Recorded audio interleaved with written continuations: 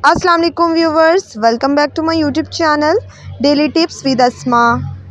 गनी नाम का शुमार लड़कों के नामों में होता है। गनी एक इस्लामी नाम है।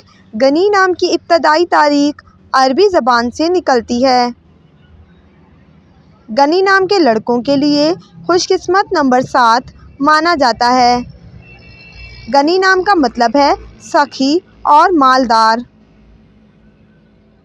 खुशकिस्मत दिनों में इतवार और मंगल का दिन शामिल है। गनी नाम का शुमार इंटरनेट पर सबसे ज़्यादा सर्च होने वाले नामों में से होता है। खुशकिस्मत धातों में हिंसों के हिसाब से तांबा शामिल है। गनी नाम के अफराद के लिए मुआफिक रंगों में सुनहरी, नारंगी और सब्ज रंग शामिल है। गनी नाम के अफराद के लिए मुआफिक पत्थरों में सब्ज कीमती पत्थर शामिल है।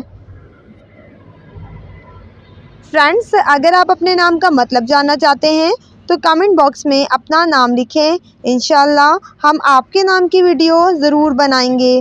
Thanks for watching. अल्लाह हाफिज़।